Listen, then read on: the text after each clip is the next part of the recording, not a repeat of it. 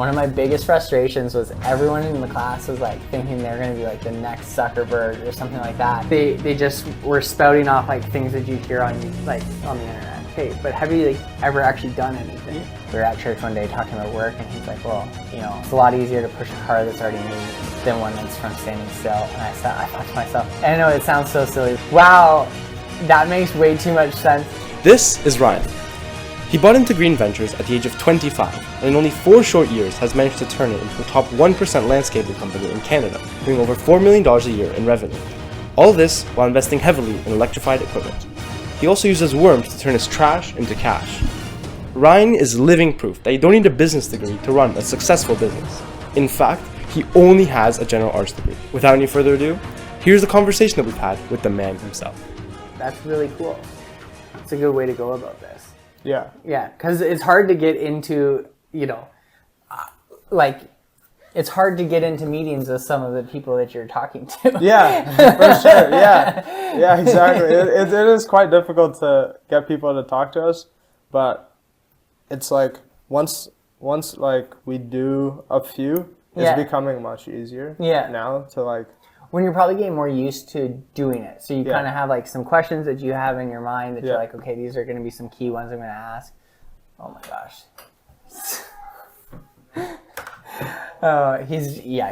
He's a good guy, but we always rag on him. But what I was saying is like, you'll get better at it as you go along. And then also what's great is you're going to come back into your classrooms and you're going to have a lot more experience to actually be able to have a real conversation about some things. Because I remember when I was at Laurier, I didn't take business, but I took a lot of business classes.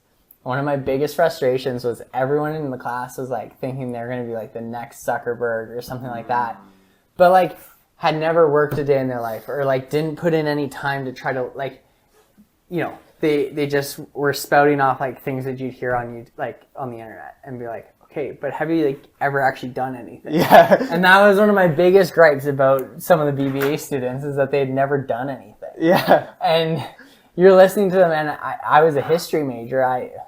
By the time I left, I had a general arts degree. Like I left early, and it's like I hadn't really done anything at that time either. I had just worked.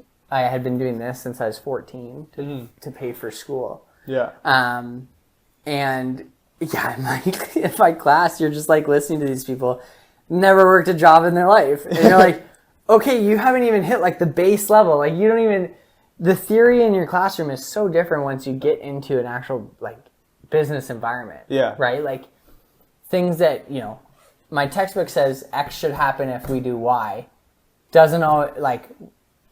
X doesn't always happen because there's so many other variables that you can't account for in a textbook. What's like an example of that you can think of?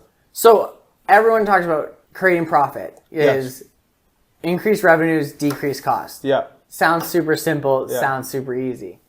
It's really hard to increase revenue when you're technically in a recession.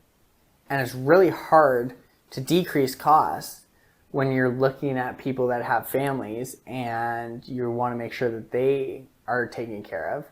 Or you're looking at the fact that, to increase revenue, I actually need to increase my costs because I need to go get new equipment. Or whatever it might be. It's just so simple that the formula should be increase revenue, decrease costs, and you should get more profit. Yes, in a bubble. But it's really hard to do do those two things at the same time. You know, there's lots going on that it's hard. Like theoretically, a new piece of equipment could help you decrease your costs, but it's going to increase your costs up front. Yeah.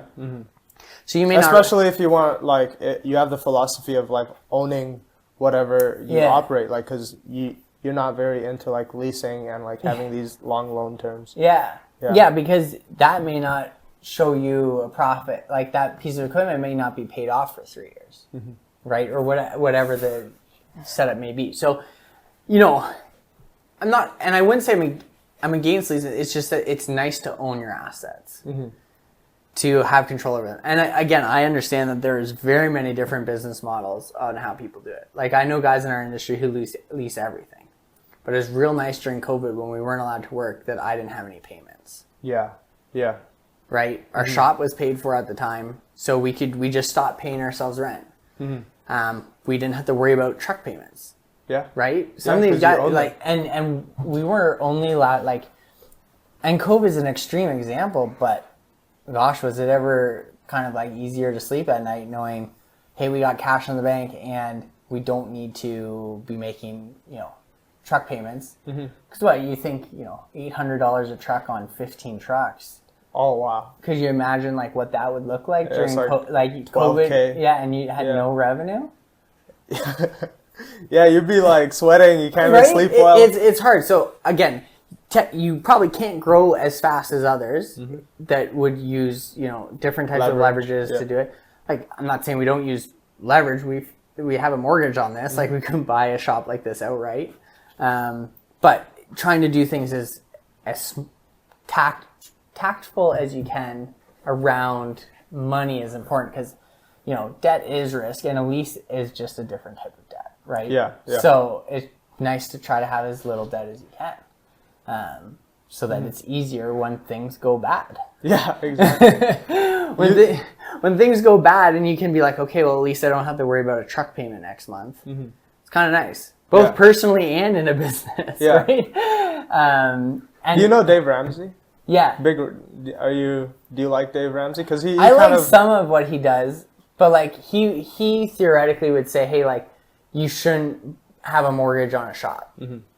I disagree with that. I also use credit cards, but I pay them off every month. Yeah. So, yes, I have no consumer debt. Like personally, I have zero consumer debt. I didn't take student loans. My only debt's been my mortgage. And the reason I do that is because it just takes a level of risk out of things. Right? Technically, you can arbitrage between, well, I only own 3% on this and I can get a 4 or 5%, whatever return you're looking at. And it's like, then my spread's this, which is great and all, but like a lot of these people are playing with hundreds of dollars. Yeah. So it doesn't really matter. Right? Like, so I'm fan-ish of Dave Ramsey. Like I listen to his show. I listen to his show. But like if someone came to me and asked, hey, I got my mortgage, should I pay it down quicker if it's at 2% or should I invest? I'd be like, you probably should just invest. So that's where I'd be a little different. Yeah, because Dave Ramsey would say pay off your debt. Yeah. Well, after do you know his baby steps? So like $1,000 emergency fund, paying off all your debt. Then when you're done paying off your debt, emergency fund, then 15% of your income being invested. Then we're saving for your kids' school, and then 6 is paying off your house. So if someone came to me and was like, I am investing 15% and I could invest more and my mortgage is at 2% because I got it 3 years ago, I'd say invest more. Yeah. Right? But if it was 6%, I'd probably just be like, okay, maybe you should start paying off a little bit of your mortgage. Yeah. Do both.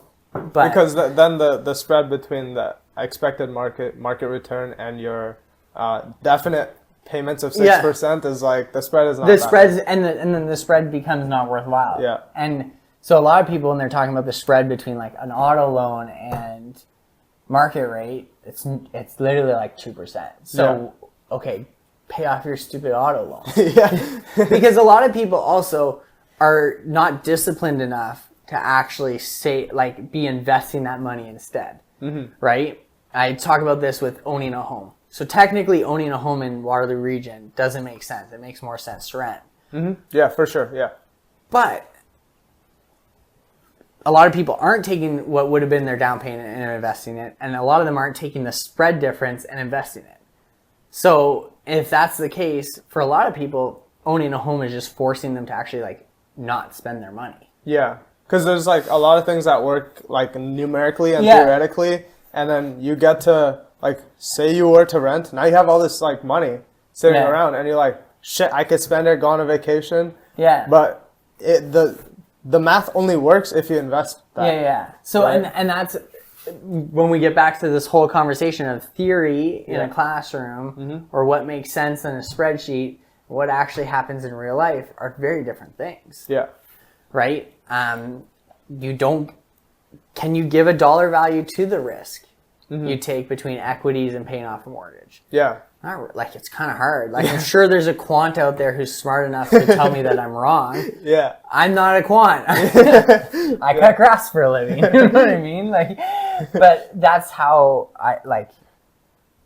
that's one of those things where you learn random stuff in school. Yeah. You get to a business and you're like, okay, I have like all these ideas on how to fix things. Mm-hmm. And you might come to your boss and be like, oh, you should do it like this. And he might have 25 years of experience and be like, and tried what you've done and said, hey, that doesn't really work here. Yeah.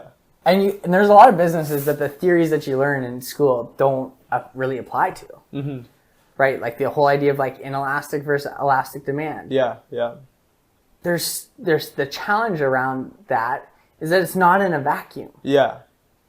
And that's the problem with what you learn in school is everything you look at, even in your case studies, is all in a vacuum. Yeah. You don't actually get to see the reality of making a decision. Yeah. Yeah, theoretically, should you lay off part of your staff so that it's easier? Mm-hmm. Yeah, but could you actually like sit there and look them in the eyes and say, hey, technically, we're just doing this to make more money? Yeah. That's a hard thing to do. Yeah. Is it ethically correct to do? Depends who you talk to. Mm-hmm. I know I would have a hard time being like, well, technically, to decrease costs, we could cut 3 staff and we'd be fine. And, you know what I mean? And you get into this, and then all of a sudden you're like, well, I'm playing with someone's life. Yeah. And I'm playing with their family's lives at the same time. And is it just to make an extra 3% on the year? That you know, it doesn't feel as worth it, right? And so that's why it's challenging, because in the classroom, you look and you see this, and you're like, well, my job is to maximize shareholder value. And then you get into reality and it's like maximizing shareholder value means you have to do some things that you probably don't want to actually have to do. And I, for one, think that's the biggest challenge, is because theoretically these things can be easy to do and on paper make sense. But then it's real hard when you're sitting across from someone and you're thinking to yourself, they're not actually a bad employee, and I'm laying them off so that we can just make a little bit more money. So how did you deal with it, like in COVID, when you said that you had the peace of mind of like owning all this, so you didn't have payments to make and your business was way lower? So we didn't really know what was going to happen, right? And at the time, it was my birthday. I was calling people being like, okay, so the government has something in place to kind of help you guys. So we're going to lay you off for this time being so that there is a company to come back to. Because yes, our payments were low, but we still had things that we had to fund, right? And so making that call was tough. I was 25, sitting in like, and being in like a Zoom call with the managers being like, okay, we just can't pay people not to work right now, or else because we're coming out of winter. Yeah. Like we're coming out of winter where you want money in your bank account because you're going into your busy season. Yeah. You have to outlay a lot of capital in the spring. And so it was, one of those tough things where, talking to my dad, talking to like our managers, being like, all right, so I think the best decision is we're going to have to lay people off till we get news that we're allowed to work. Because we had to have cash when we came out because we were in our busy season. Yeah. So that was a tough one. Because again, you're stuck. You could pay them, but then we would have been down going into the spring where we had to outlay capital. Yeah. And it just felt like that was the best option for kind of everyone involved, to make sure that there was something for people to come back to. Yeah. Yeah. Because if you kept paying them, then this Green Ventures would be done. Well, basically. Yeah, because we would have got we were shut down for 2 weeks. We came out of a winter that wasn't great billing wise. We had money in the bank, but we were looking at prospects of maybe not working for a month or longer, right? Like we didn't know. We're working with unknowns, right? So it's hard, like looking back now and being like, oh, it was only 2 weeks. It's like, okay, well, we probably could have paid them for the 2 weeks. And then, looked at it as kind of like a salary setup for those 2 weeks and then come back and, we'll work back some of those hours. But we didn't know. Mm-hmm. Who knew? Who knew it was going to happen? Like it could have been even longer. Yeah. And it was weird because different levels of government viewed us differently. And so that made it challenging. So municipal thought we were emergency. Provincial didn't. early on. So some people were working, some people weren't. We didn't, like, no one gave any clear rules around anything. So you're making decisions with incomplete data, like very incomplete data, like basically non-existent, right? Something we didn't know how employees would do. So we had, like, because where we were bringing in, staff would drive their own vehicles. One person would come with a truck and trailer. They'd meet on site, work that way. We had masks for everyone. I don't even remember when we started going back to a truck, but it was just a weird time. So what we had to do is, like, paying for gas and that kind of thing to get people to sites when we were allowed to work, because we weren't allowed to have people in the trucks together. Yeah, weird time. Yeah. COVID was a really weird time. Yeah, I can only imagine, man. It's like you don't have, like, so much experience with you because you were 25, and that's like, it's like kind of a crazy situation to be in. Well, I was really glad that I had my dad. Yeah. Because, you know, he'd been doing this for a long time. He's pretty good at what he does. Yeah. And then we had a great management team who also all had tons of experience. Yeah. So it wasn't making a decision on my own. Okay. Which is a hard, like, that's when you look at doing business, doing life, whatever, it's a lot easier to do it with some people to bounce some things off of, right? Because in the end, my dad and I had to make the final decision, but it was a conversation. Yeah. And we had a conversation with the managers. We had a conversation with, you know, local politicians trying to figure out what's going on with the rules. Like, we tried to get all the information we could and then make the best decision we can. But I remember being in, like, a virtual conference through Conscious Capitalism at the time, and I'm sitting there, and I asked the question, I'm like, okay, like, I have no business experience, basically. I had just bought into the company. This is my first real year, and this is what's happening. And I'm talking to this experienced CEO. This is my question. I'm like, what would you tell a 25, like, go back to the 07, 08 recession. That was, like, the last major thing that you worked through as a CEO. And I was like, how old were you? He's like, I was 45.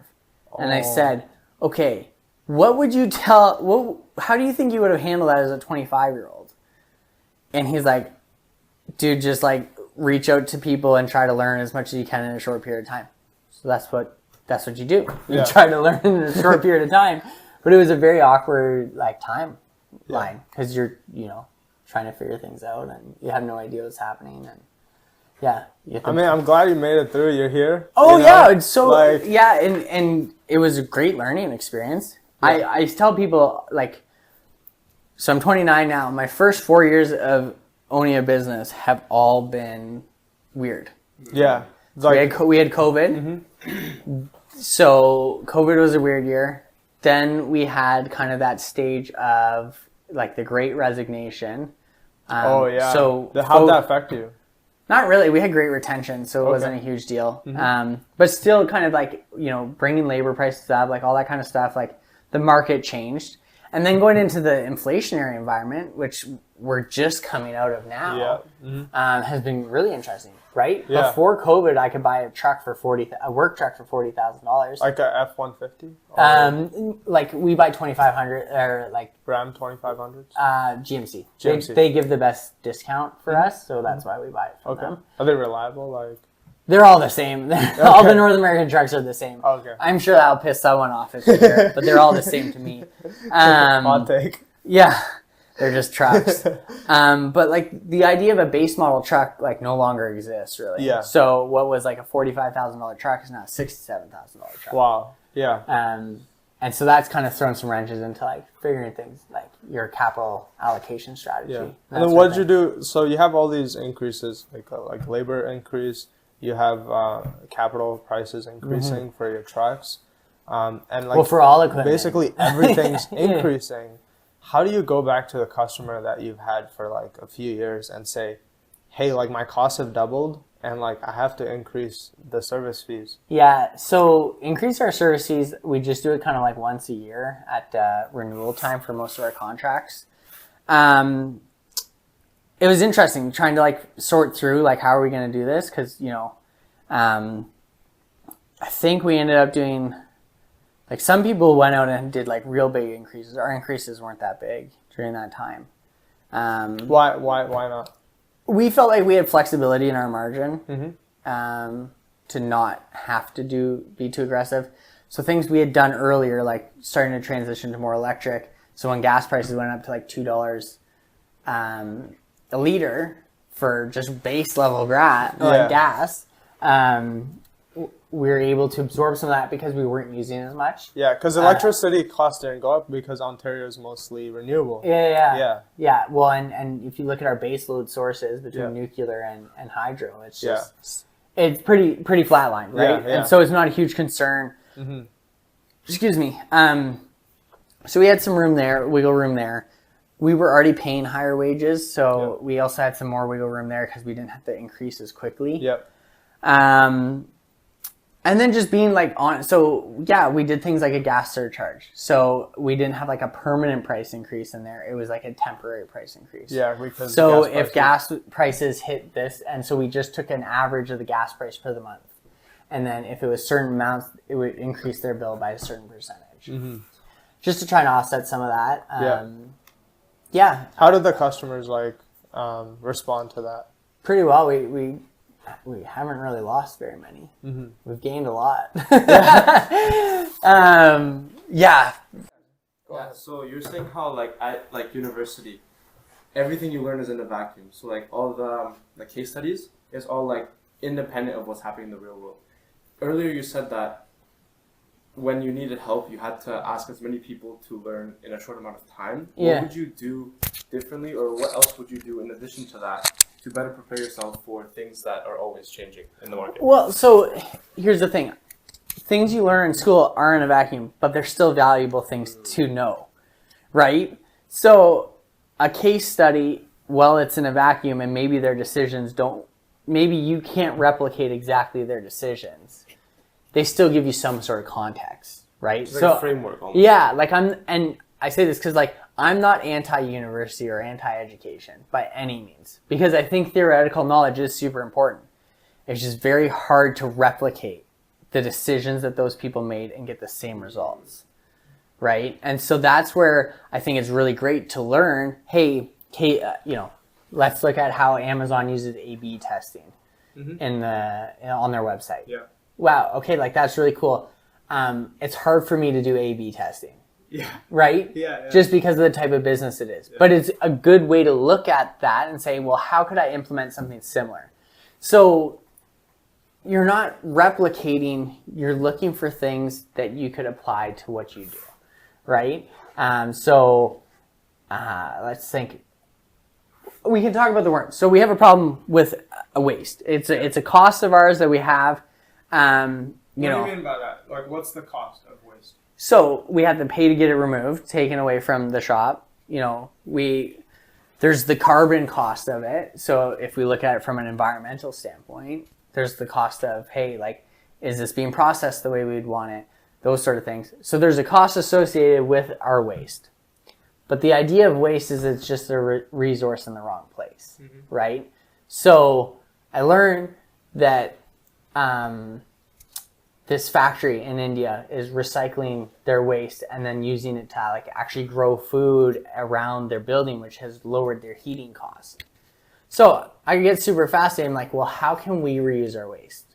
So that's what I learned, something from a random company in India on YouTube about how they're cooling their building using plants and using their wastewater and other waste to produce this.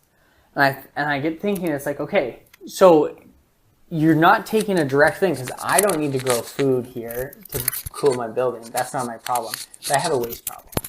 So how do I solve it, right? So you learn something from that. Whereas I don't know if there'd be a case study on that at university, because the exact situation. It's very niche, right? Yeah, exactly. And it's very corporate focused. Yeah. Right? You're in your BBA. A BBA is not really training you to be an entrepreneur, it's training you to be a manager. Yeah. And so it's just a very different kind of thing. So for me, taking those business courses, you learn things that wow, Amazon did this, Microsoft did this, or Apple does this. And it's great, super cool. How do I apply that to a small landscaping company in Southern Ontario? Yeah. Right? Without access to the same capital markets, right? If they want to raise debt, it's super easy. Yeah, boom, done. if I want to raise debt, I have to, it's a long-term conversation, right? You're going to a bank, like trying to get a mortgage on a commercial property. That's a hard thing to do. Mm-hmm. It's not easy. They can just say, okay, we're going to issue so much new shares, right? So you're looking at, it's just a different world. And so it's hard to compare. But you can still take things of value from it, right? Yeah. Like I said about Amazon's A/B testing. Okay, so I technically can't do that, but can I do something similar? Mm-hmm. So sometimes we have our crews set up differently, and we can see how their times are different. Or, hey, what are we going to do about clock? Like maybe we'll have this crew start a little earlier, and let's see how that affects the day. So you can do A/B testing. It's just not the way that you would have been taught how to do A/B testing in a classroom. Mm-hmm. Yeah. Does that kind of answer your question? Or it's just this like... You have to take like a mix of everything you make and create on top of that. Like build on top of that. And like I always say, there's not like really very many new ideas. There's just different tweaks to... Different variations. Variations, yeah. Okay. Right? Like some of the things that people are doing are really cool, especially like in the tech world. Like you can see like some very new ideas coming from there. But when you get down to it, it's like, okay, implementing those types of things in your business is very similar to things you've done in the past, right? There's not a ton of brand new ideas on how to run a business that are just revolutionary and they're going to kill the marketplace. Yeah. I just don't believe, like, I don't think that there can't be these new iterations off of things, but like these brand new ideas aren't just like, they don't just pop out of nowhere. Yeah.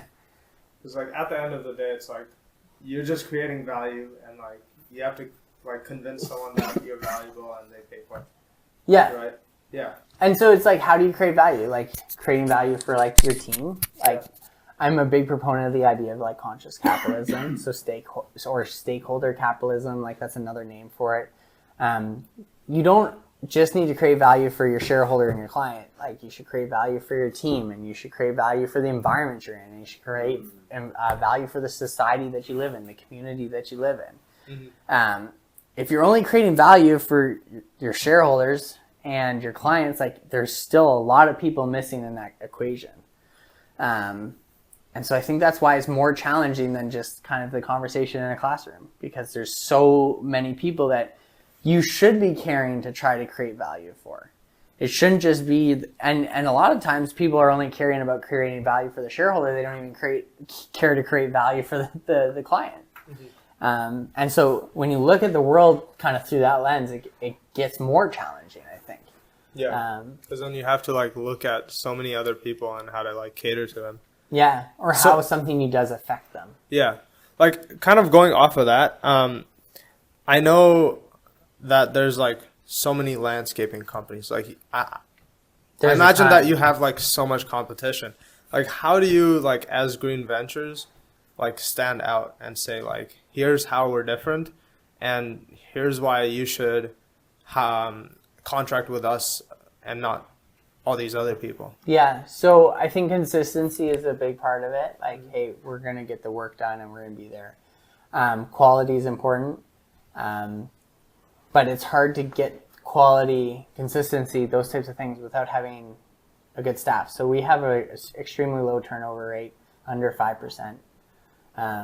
Turnover rate when it comes to under staff. 5% is crazy. Yeah. Yeah. So what's really important with that is, if you're sending the same crews to the same sites, they're going to learn those sites. They're going to learn those people. They're going to know, hey, I'm a homeowner and I will see Kevin or Annie or Drew or whoever probably most weeks of the year unless they're on vacation or something weird happens, right? You get a week like this week where you have 2 days of full days of rain where you can't do your regular schedule. But there's a consistent level, quality, and then I think in service industries, the expectation is always that you do the job right, and that's a very fair way to look at it.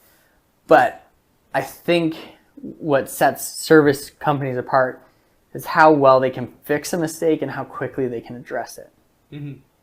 Because we all know that there's going to be mistakes, but for service industry, the expectation is that there's never mistakes. So how do you differentiate yourself in that sense? Is if and when there's a mistake, we can fix it quickly, respond, and deal with it. And I think that makes a huge difference. Mm-hmm. especially when it comes to like traditional service type work. Yeah. So,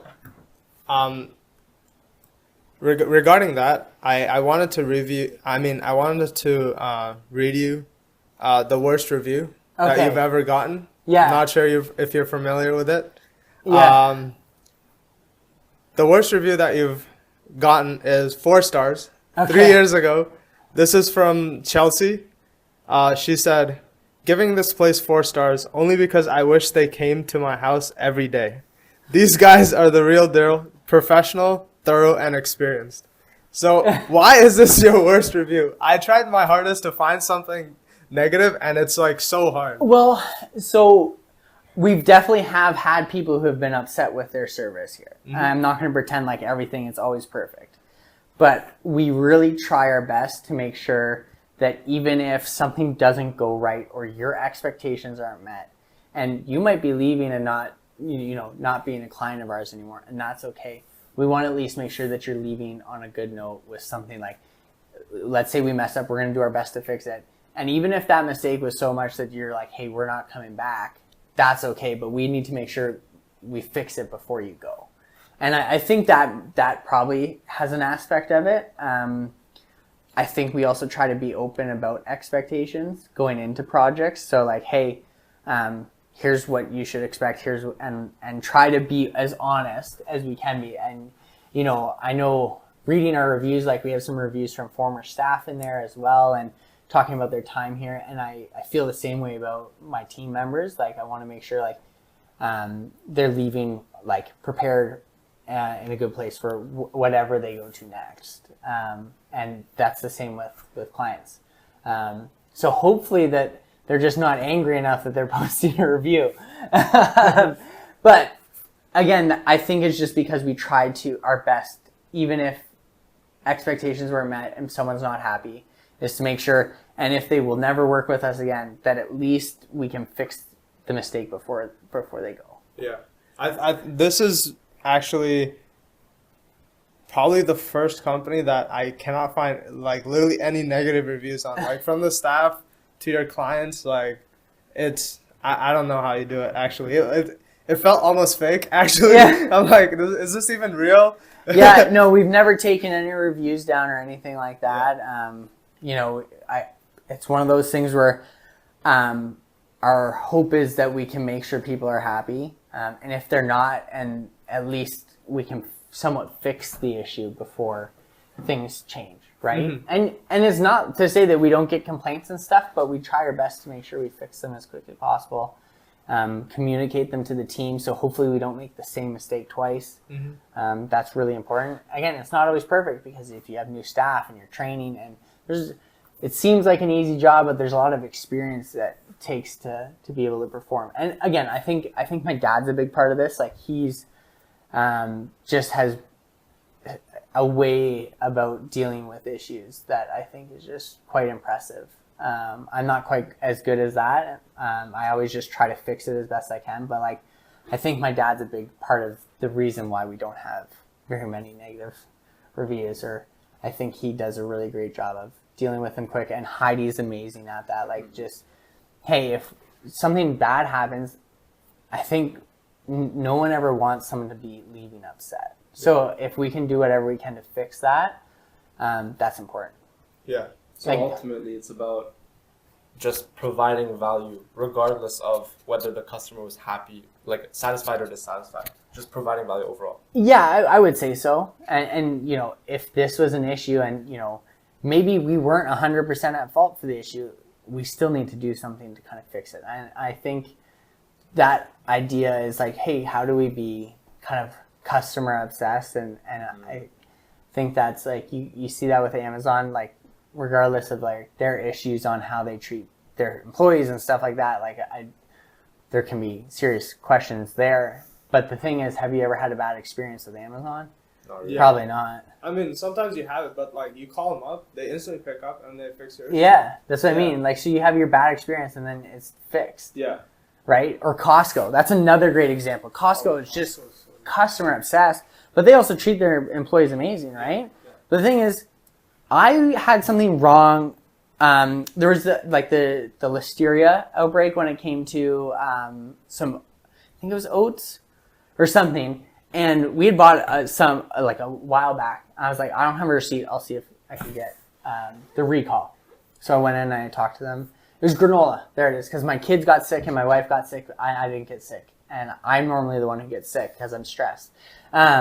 But I don't eat granola, so that's why. But I went in and I said, hey, like, I don't know if it's possible, and they're like, yeah, right away. Like, Yeah. Wow. And I'm not saying like you don't always have to just roll over and be like, hey, we're like, sometimes a client did something wrong, and you're like, okay, here's how we can help you in this situation, but like you didn't follow the instructions, and like so we can still help you, but here's what we're gonna have to do. Yeah.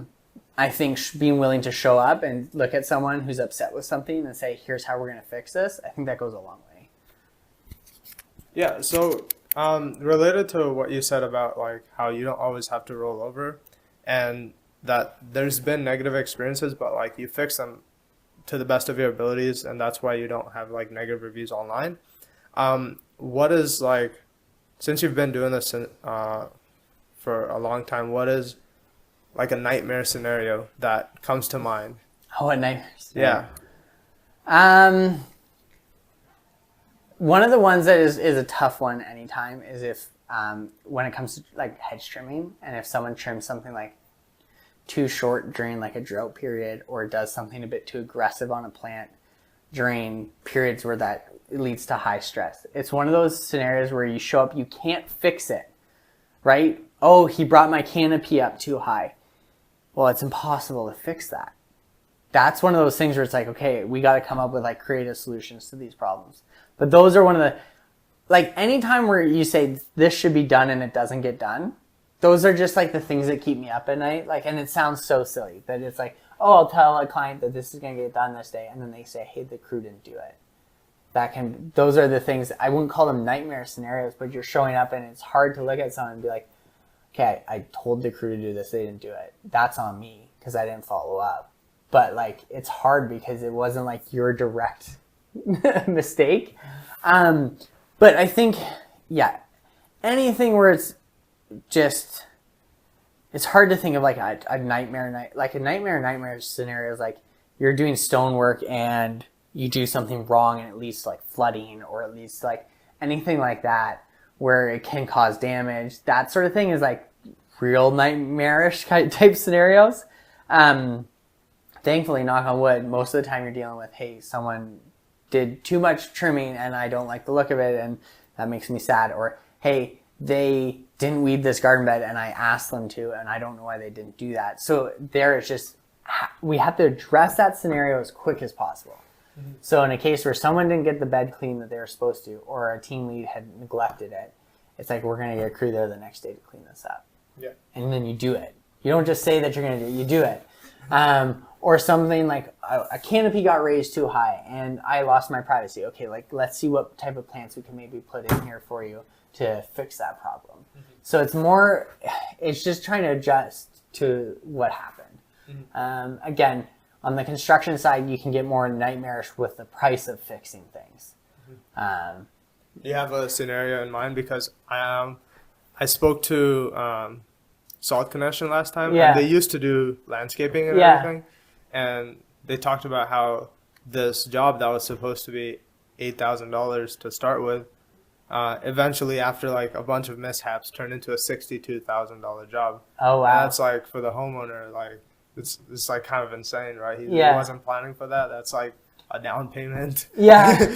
So one that could kind of come to mind was we were working on a pool, doing around the pool.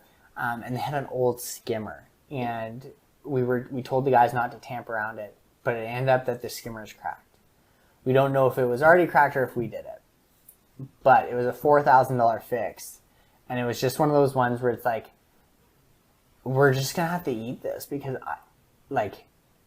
fighting it's gonna take too long. They're gonna be upset with the whole process.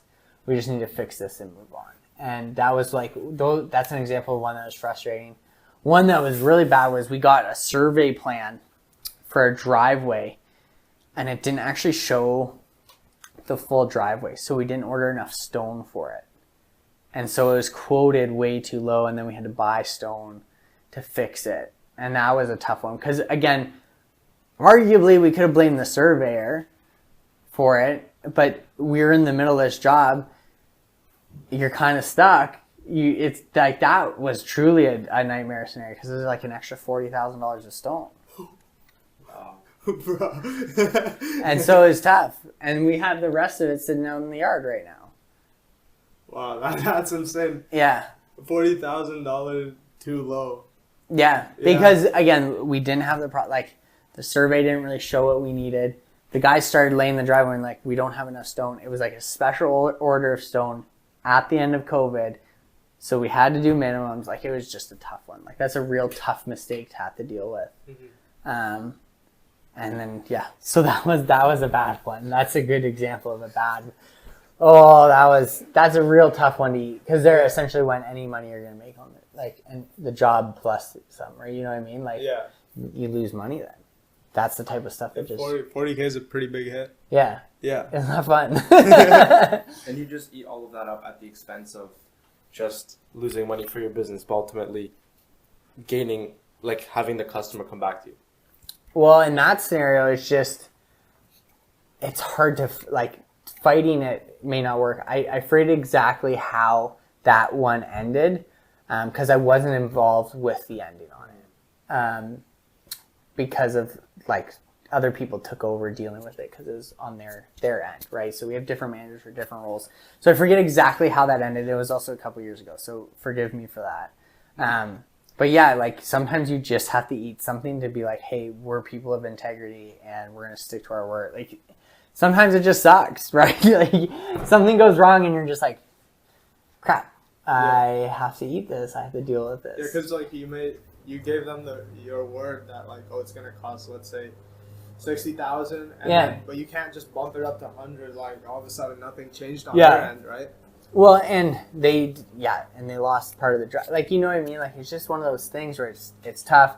Sometimes you just have to eat it for the cost of it. Sometimes you show up to a site and they're like, hey, we redid the lawn and then they didn't water it. And it's just all dead sod. Well, there's nothing I can do. You didn't water it. Right? So then there's a different conversation, right? And maybe we'll do something to try to help out, do it at a lower price or something like that to help out. But like a lot of the times, those are the scenarios where you look at it and it's like, okay, like it is 0% our fault.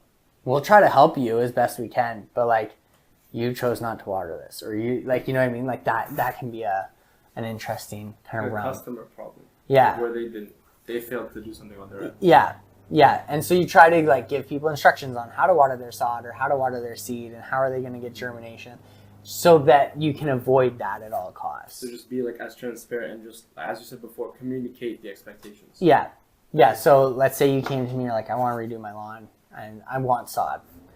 And you know, after we get the sod installed, it's like, here's your watering schedule. Like, make sure you just stick to this. Mm-hmm. Because if not, and your sod dies, I didn't communicate to you that you needed to water your sod, right? And so you'd have not in the court of law, but in the court of a conversation, you'd have a pretty good, excuse to be like, hey, you didn't tell me I was supposed to water this. So we try to be a lot more transparent with our communication on like, hey, what are your expectations post-job? Mm-hmm. Do you ever find yourself educating the people, like your customers as well? Oh, all the time. All the time. You have to, because people don't understand how much you actually need to know in this world, right? They think, oh, you're just cutting grass. Or you're just pulling weeds. More than that. Yeah. There's a lot more of that. What's the science of your soil, right? You're not going to know that. I'm going to have to figure that out. I need to know how to balance the proper micronutrients for your plants. I need to look at, what is the soil content? What are we looking at? Like, how much organic matter is in here? How much... right now we're dealing with funguses. So it's like, okay, we need to up the sulfur that we're putting into the soil. So you're constantly tweaking things to get the proper outlook, right? Or sometimes this is a big one. Hey, I want this hacked down. I want it trimmed back real hard. Okay, well, I can only really take off a third, or else you're not going to get flowers next year. Okay, but I really want it taken back. Okay, well, this type of tree won't come back if I do this. I can do it, but I'm telling you right now, it may not survive. So you just have, like, there's a lot of education that has to go on, right? Because people need to know what you're doing, right? Because you might just look at the shrub and be like, well, I just need to trim it. And it's like, okay, but I shouldn't trim this till the winter, right? Apple trees, for example. I shouldn't prune an apple tree until late winter, early spring. The best time to trim trees is, when they're dormant. But it's kind of hard to do that because it's in the middle of the winter here. But there's the best thing to do, and then there's the best thing we can do in that scenario, right? So yes, the best thing to do might be to trim the tree in the winter. The best thing we can do in this scenario is to maybe not trim it when it's 40 degrees out. You know what I mean? Yeah. So there's a balance, and when you explain that to people so that they can understand, right? So that they can make an educated decision as a client. I actually wanted to go back to earlier when you said that you outgrew your old facility. Yeah. Like a couple years back, but then it took you a while to get this one. Mm-hmm. Can you expand on like the process of like looking for this facility, like finding it, and then like how much it costed, how you financed it, and like what you were thinking about like while you were going through this process? Yeah. So process of finding a new shop's hard, especially with the way the real estate went in between like the start of COVID and now. So this was actually the third property we had put offers on since we started looking. And it was hard, like trying to find the right spot is hard because right now new facilities that are getting built are minimum 100,000 square feet and they're for warehousing, right? So it doesn't fit what we need. We needed a small shop, big land. That's like very hard to find in the city, right? So that's the challenge right there. We need a smaller shop with a lot of land.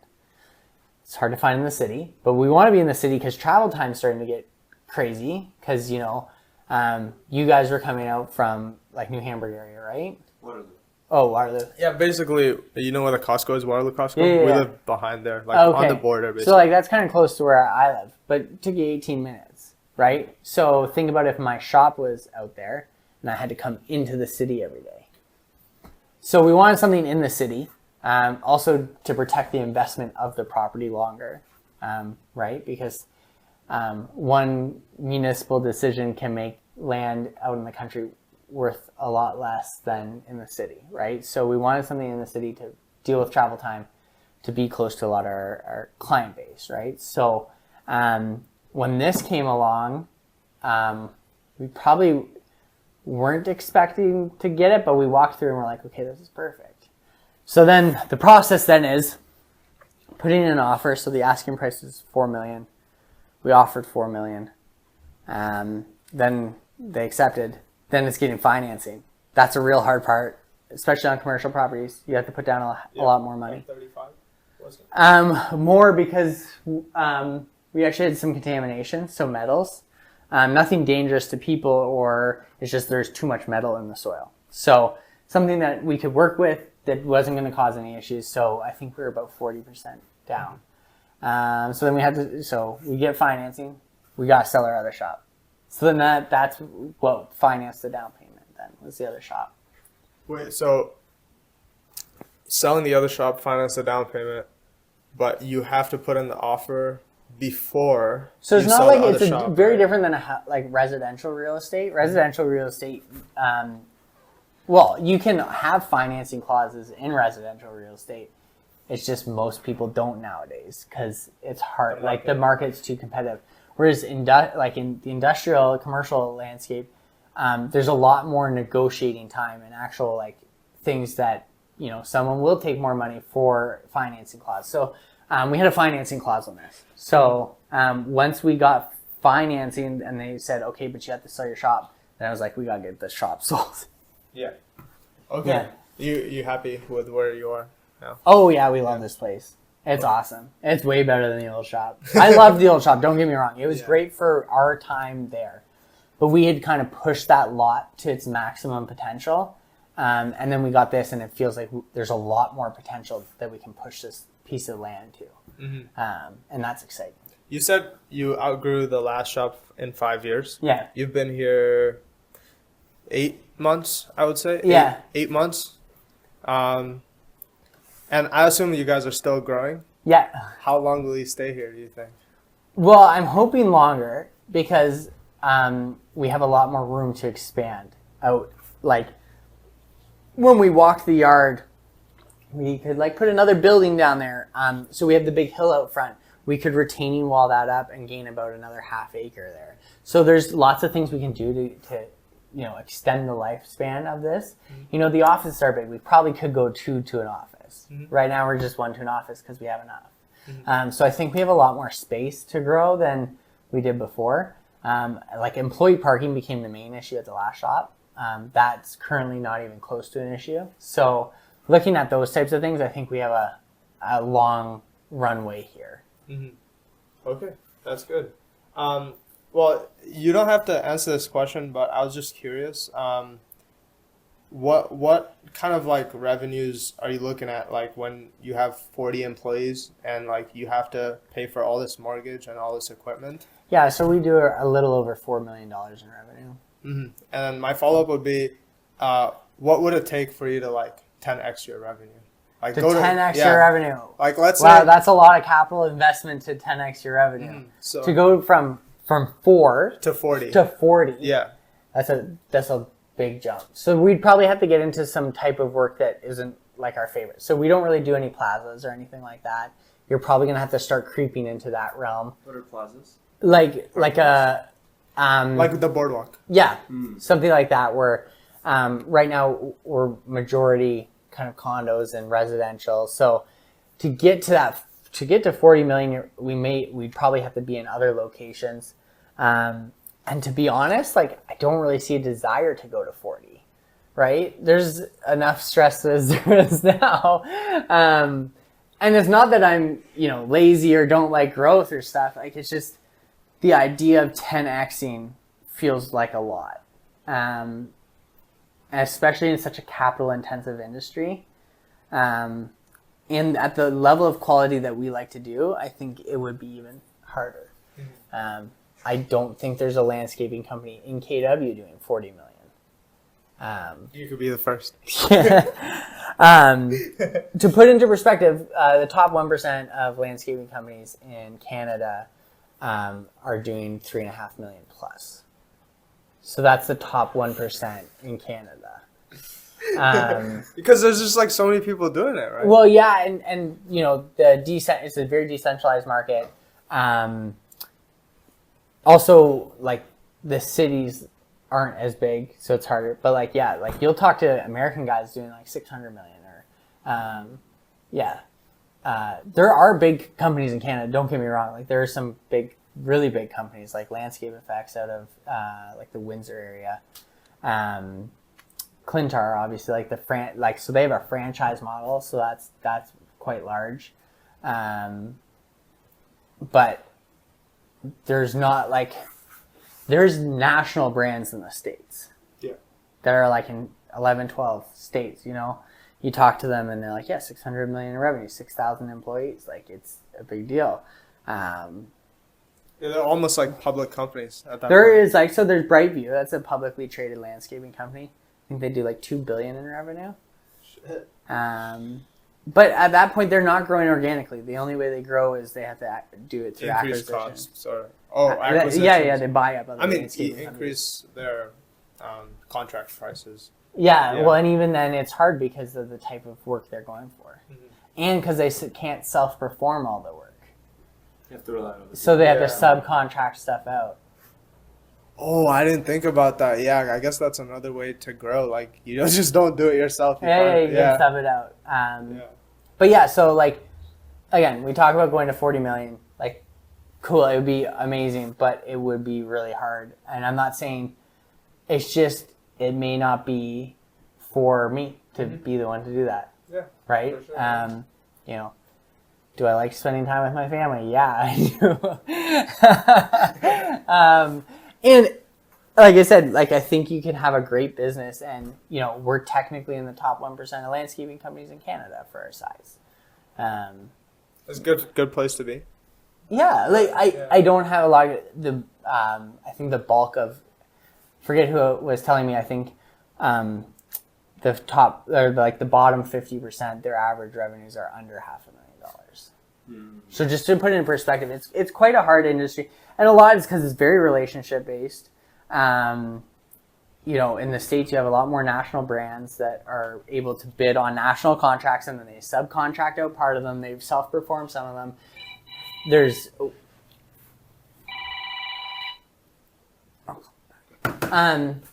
So I think it's just a different market. It's very decentralized. There's a lot of private equity getting involved.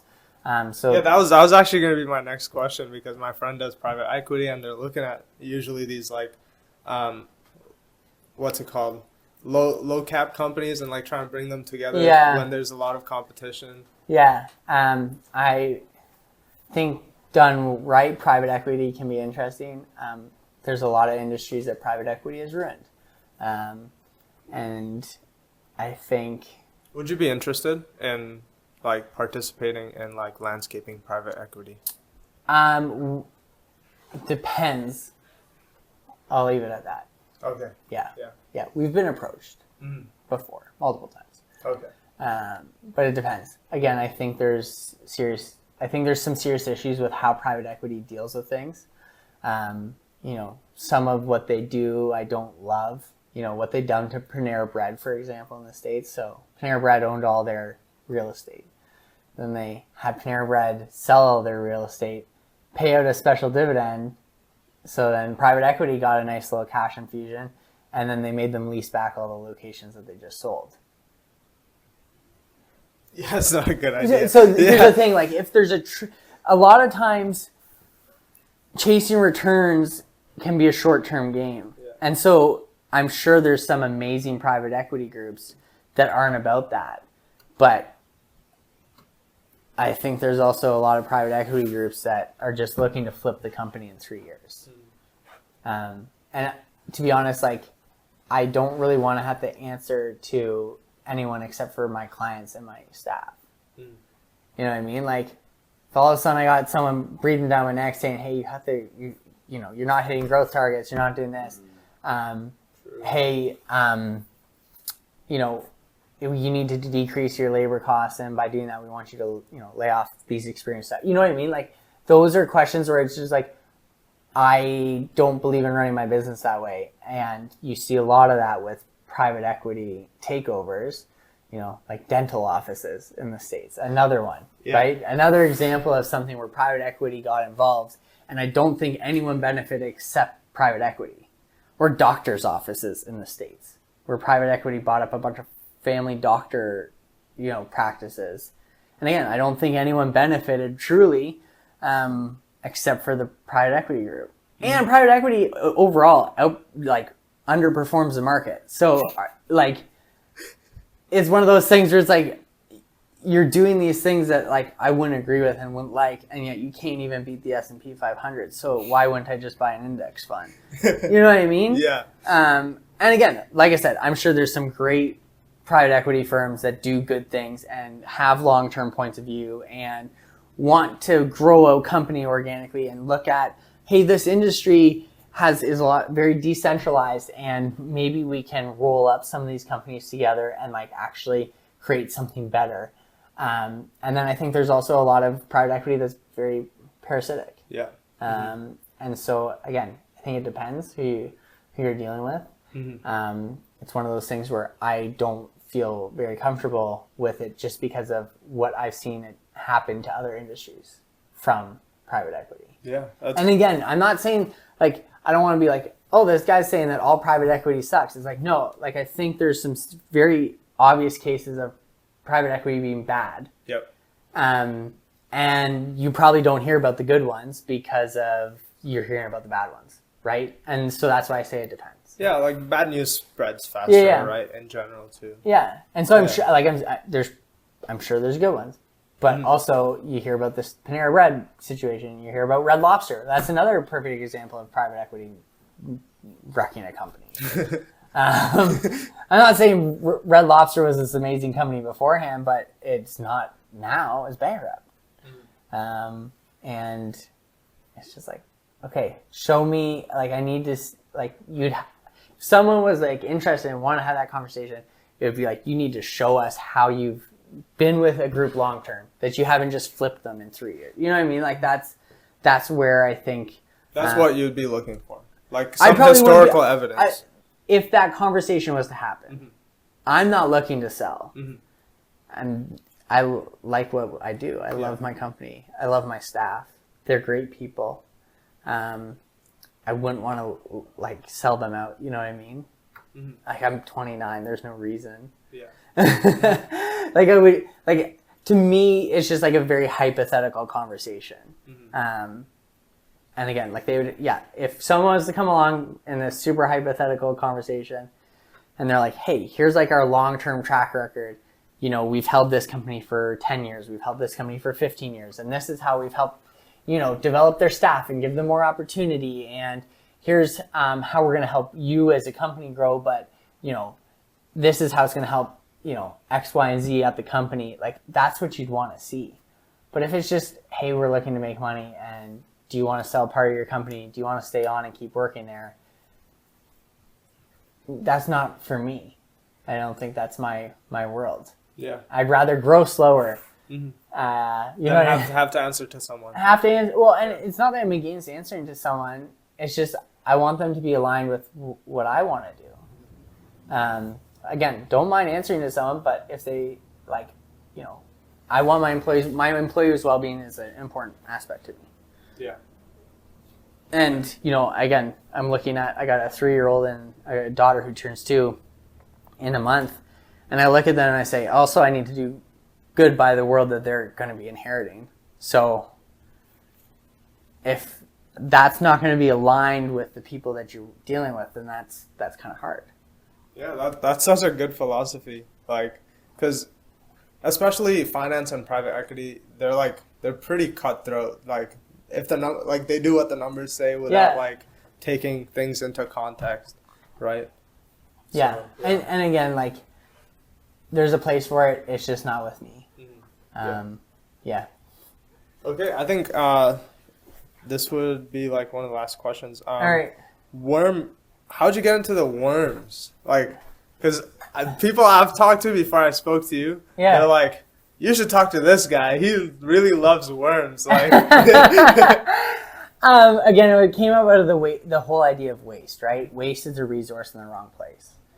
Well, I got a lot of waste, and so it's like trying to learn about things that can eat it. And take like, how can we turn this into something that's useful? So learned about worms through YouTube, and here we are. And I got my little worm bin now, and we're gonna have a lot more now that I understand kind of how to function it.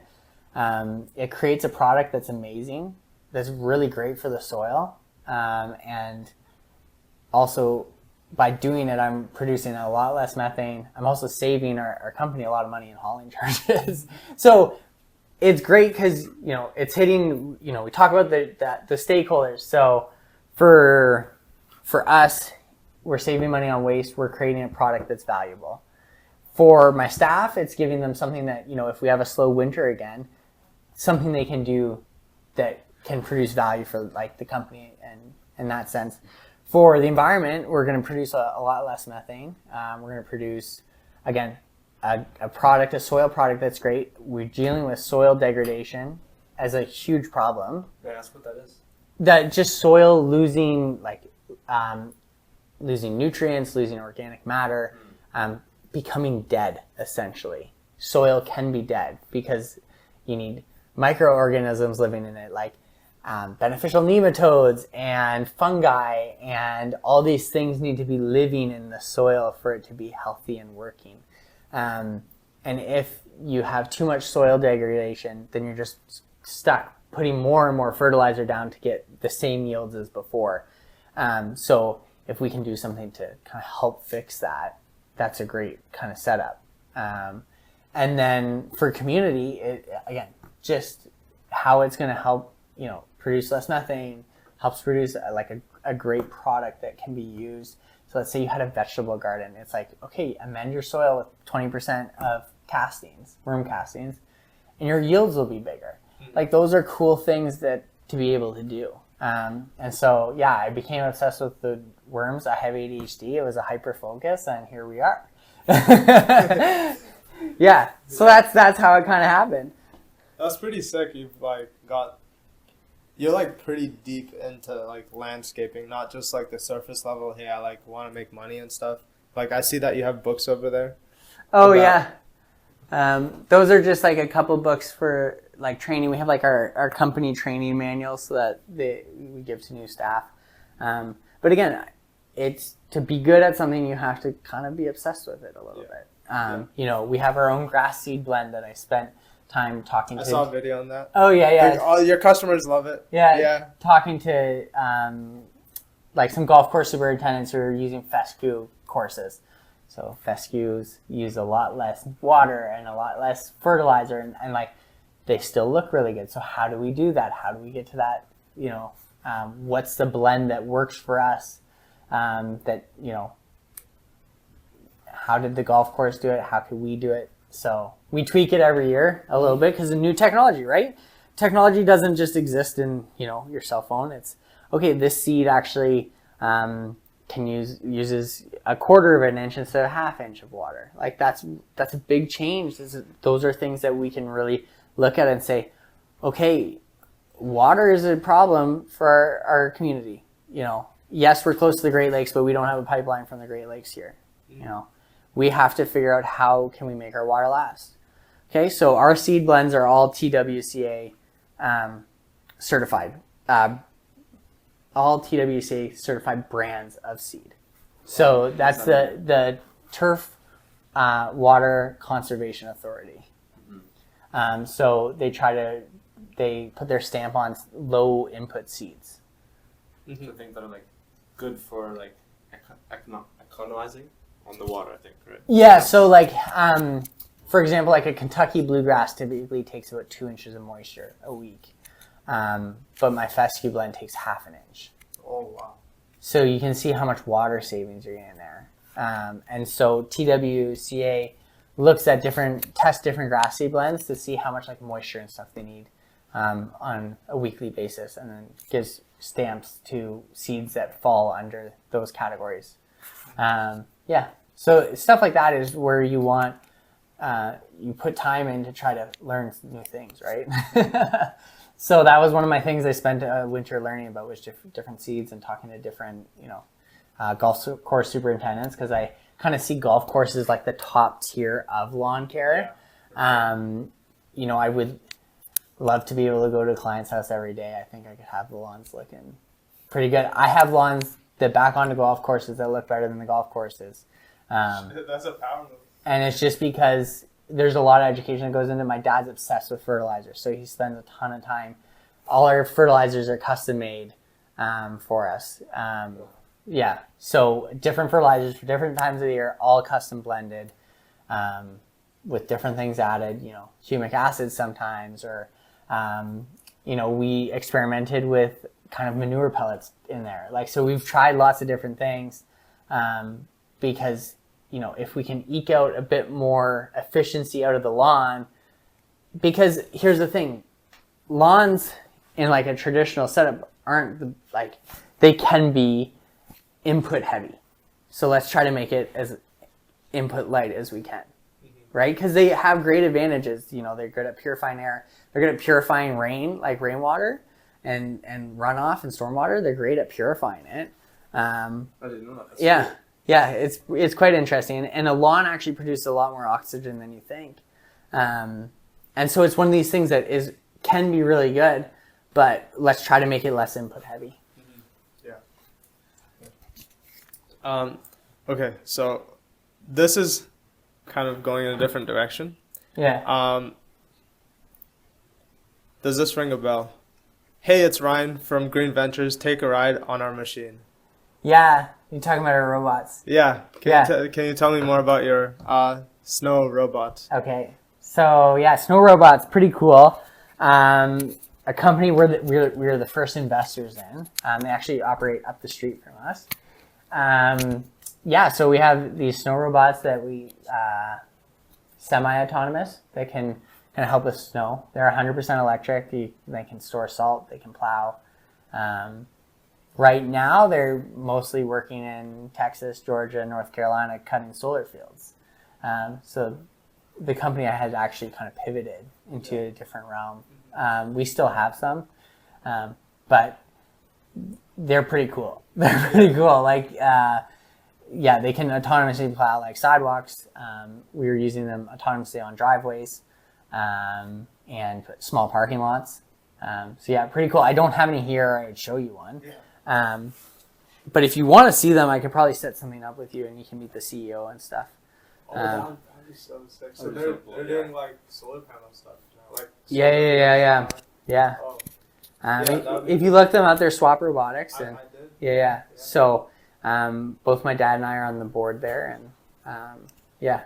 Yeah. So okay, that would be so. They're cool. Yeah. If you want to see them, let me know, and I'll get you set up with Tim. Dude, that's so sick. That'd be amazing. Yeah, that was like literally our next question. Like, this is how we usually like to end it off. Who are like the 3 most interesting like businesses or business owners you think we should talk to next that like you can connect us with? Oh, geez, that I can connect you with. Yeah. Oh, Richard Magnuson would be an interesting guy for you guys to talk to.